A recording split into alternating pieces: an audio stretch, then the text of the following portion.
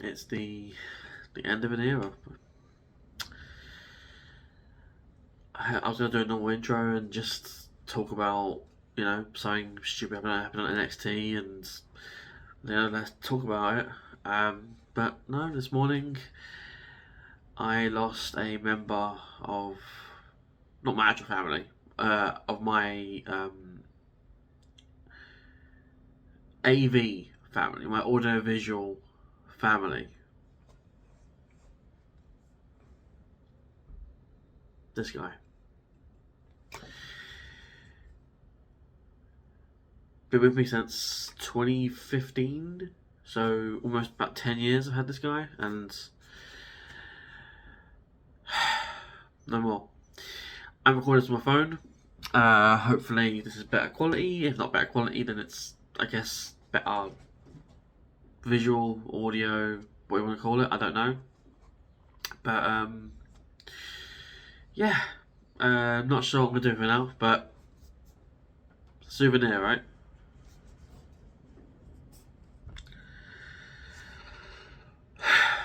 Right, NXT. Let's talk about it.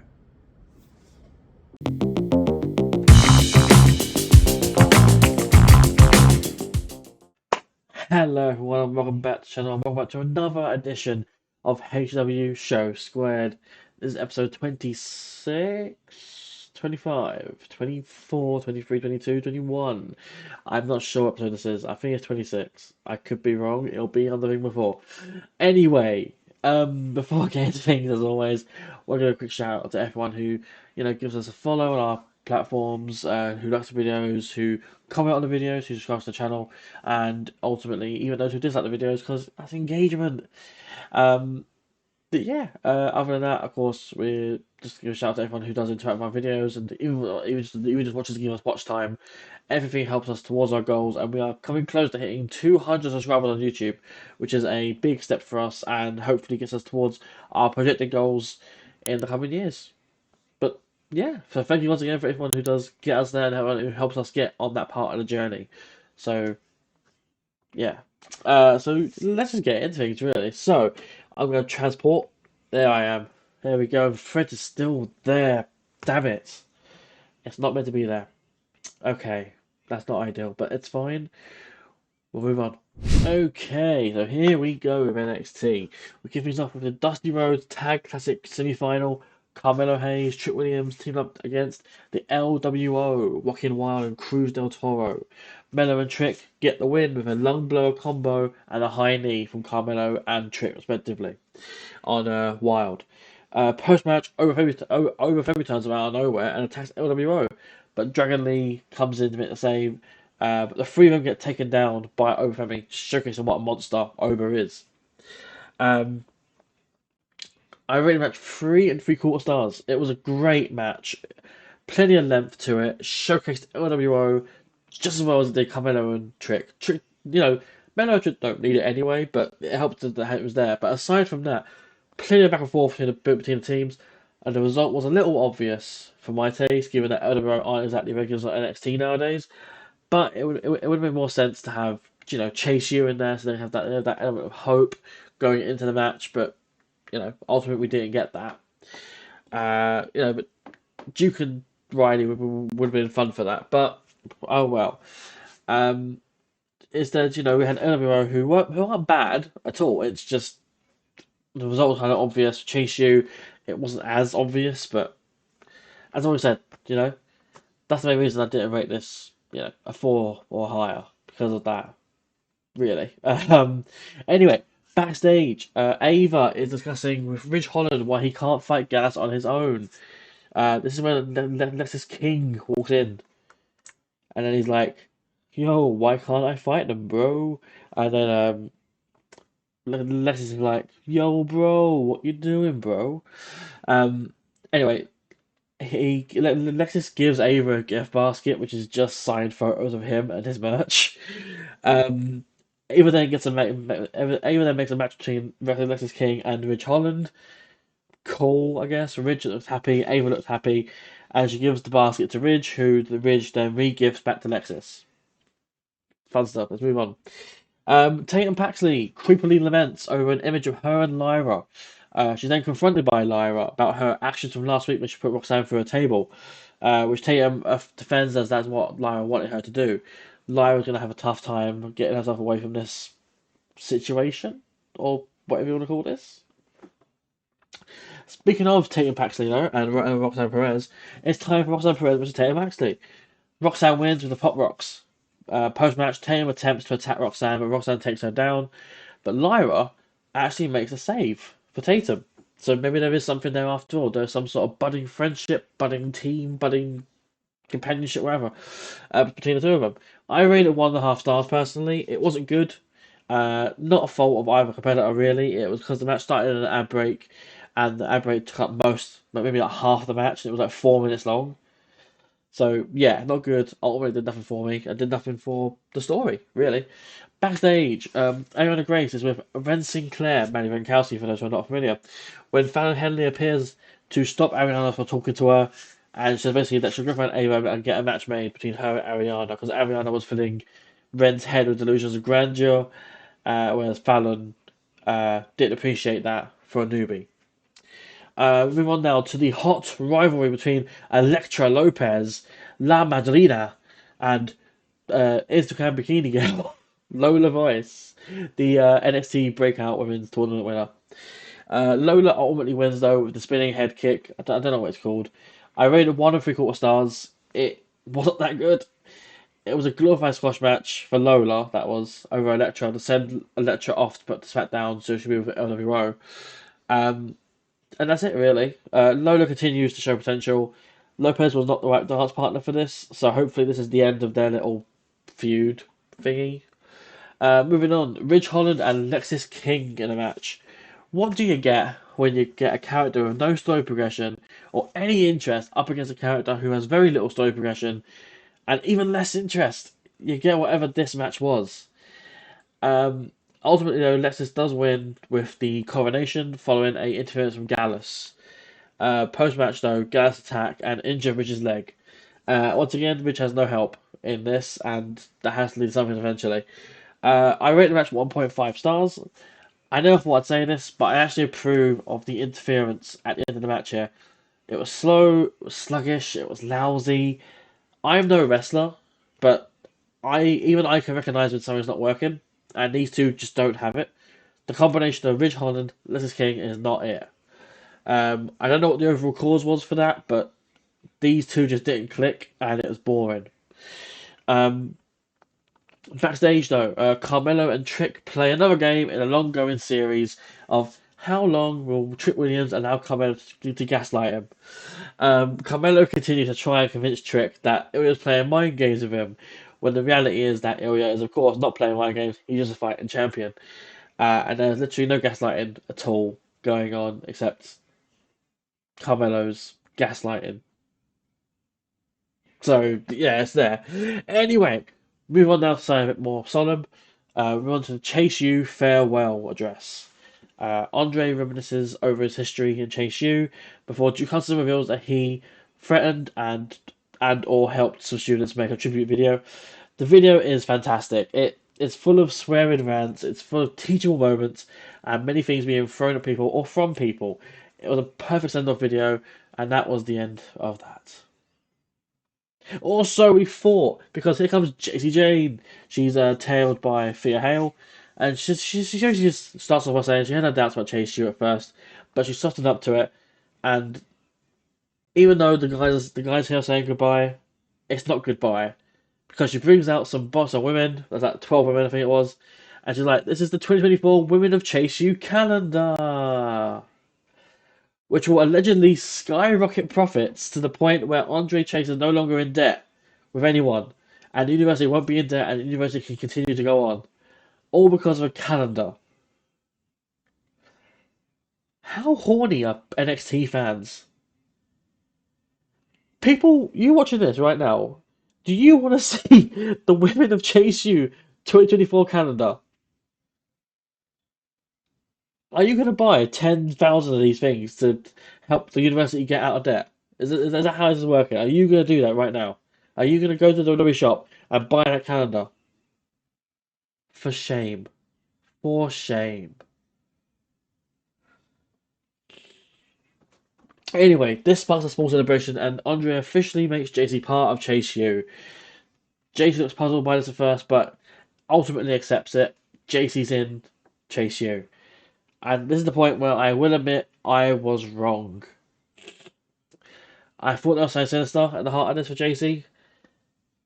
This extinguished any thoughts like that I had. JC, it was very wholesome. JC's now on Chase U. It's great. It's fun. And I can't wait to see JC be more academically uh, enthusiastic about all this. Backstage, Chase U are still celebrating. This is after a few ads, I think it was. They're still celebrating being saved when Letters King comes in, sorry, and tries to be a sleazeball. And that's it.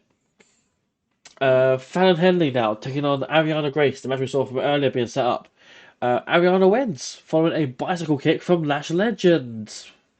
Did I read that right? I did read that right because there was interference on the outside from Lash Legend. I rated this 2 stars. It got a surprising amount of time. It was like 8 minutes, I think it was, which caught me off guard. Ariana, sorry, is still looking afraid of the ring, which could be a kayfabe reaction to the ring rather than actual her wrestling, but it does hinder the character a little bit. Fallon did a good enough job carrying the match, but it's coming across a little dirty for her that she's mocking this newbie sort of thing. But ultimately, the ending took away from this and made the Hancock match a bit poor. Fallon could have won this easily, but Ariana's reactions did sell this more than I expected them to, so that's why it's raised a little bit more for enjoyability. Backstage again, Bron Breakker and Baron Corbin are here, and they bond over Corbin accidentally saying the term Wolf Dogs of their team. He's referring to them naturally as the Wolf Dogs. Of course, Bron loves it, and then Baron does it again accidentally, and Bron catches on to that as well, and there's a whole back and forth thing where he's like, he didn't say it, but he did say it. Uh, it seems to be though, and it's very fun, the sort of sibling energy that you get here from Baron and Bron. They're looking forward, though, to winning the tournament and ultimately becoming the next NXT Tag Team Champions.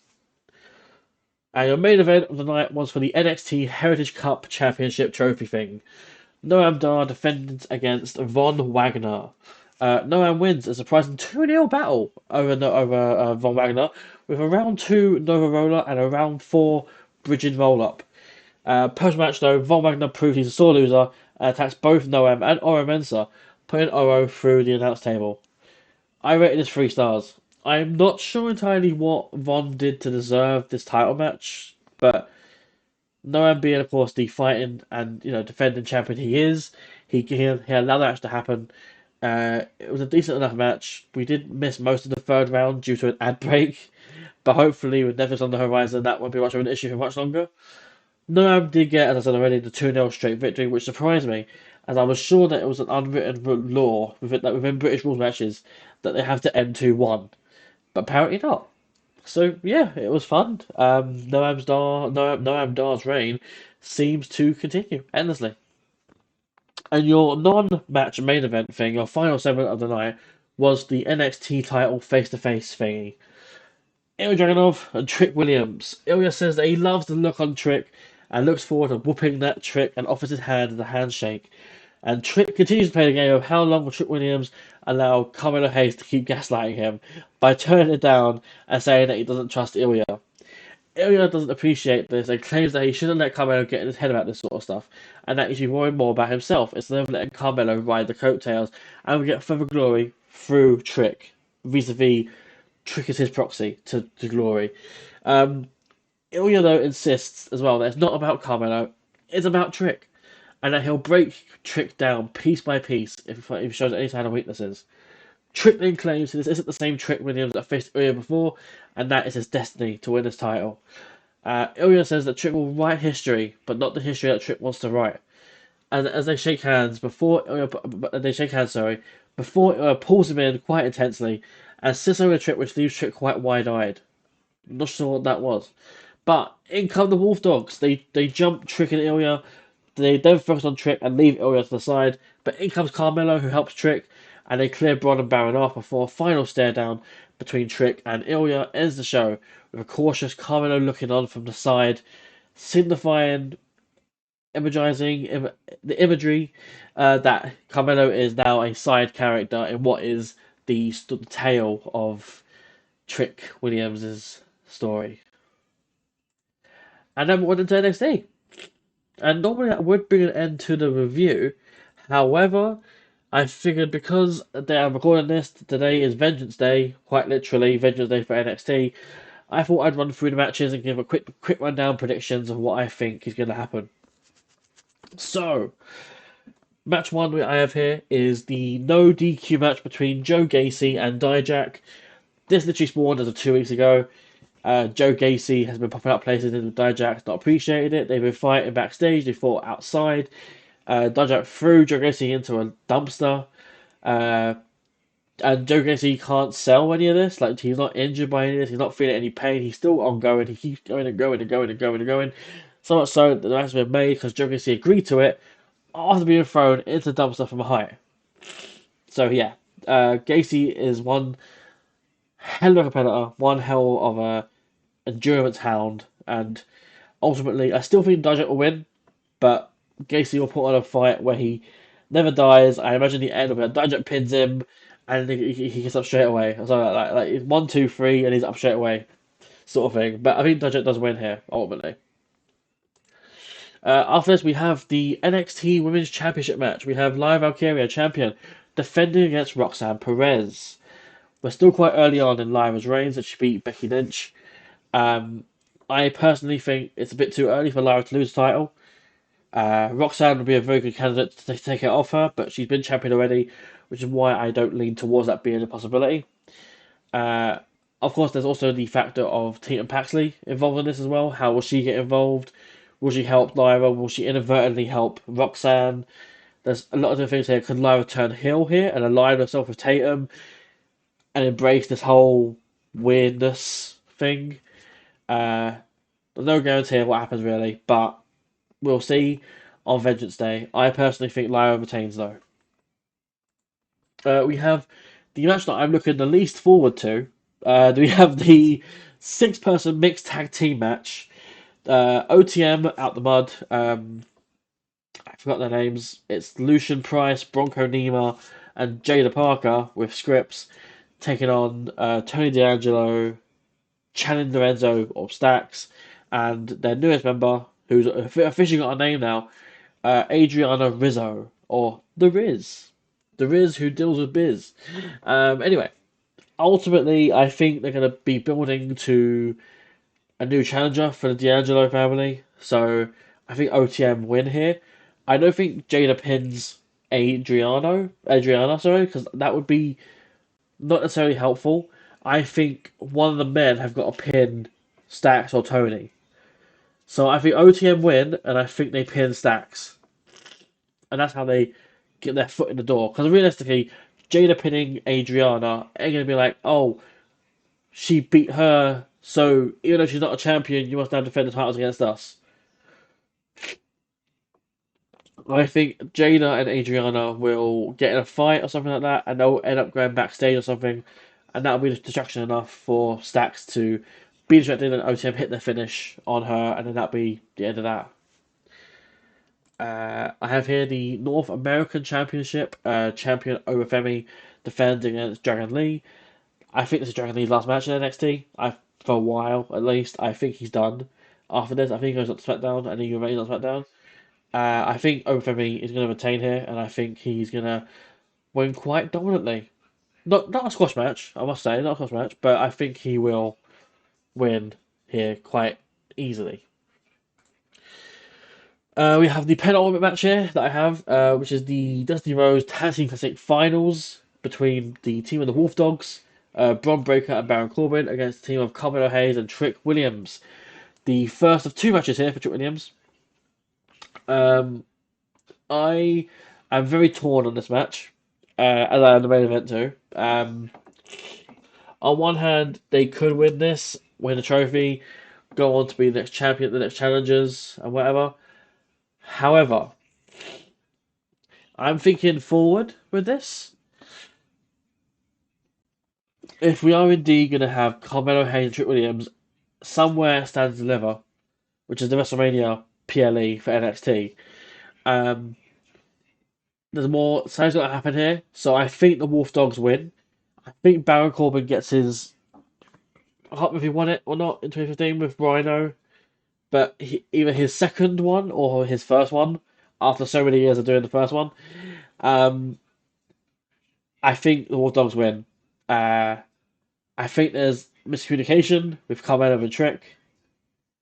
Maybe it's revealed that Carmelo attacked Trick all that time ago. Something happens, and that leads to Braun and Baron taking advantage and taking the win. And they probably pinned Carmelo. Or Trick. No, they pinned Trick. They pinned Trick. And the final match here is the final match I have here is for the NXT Championship itself. Of course, champion Ilya Dragunov defending against Trick Williams. Again, very torn on this. However, I know that there's part of the fan base who say that the match between Carmelo and Trick needs to be for the title. I disagree. I don't think it needs to be for the title. There's enough story there between the pair of them, and you can let Ilya defend the title against someone else. Like, I don't know who against, but there's people within the company you can do that with. Or if not, just bring someone else up to do it for that one, match. I I don't know who else is there off the top of my head that would really fit that. Like, I don't know who else you can really push up to that sort of level other than a Carmelo or a Trick. So, hell, stand and deliver. Why not do a three-way? Ilya, Trick, Carmelo. That's the way I'd probably do it. I think Ilya wins, though. I think Ilya has the advantage being the fresh man over a tired Trick. And, yeah, that's how I see NXT ending with Ilya still as champion. Trick failing to get his moment because he'll get that at Stand and Deliver. And yeah, I think that's how it ends. I think that's how NXT ends, and that is going to be how this review ends. I've been Dan DP Dupreezy. I did not say that at the start, but I'm saying it now. And yeah, I'll catch you in the next one. Peace.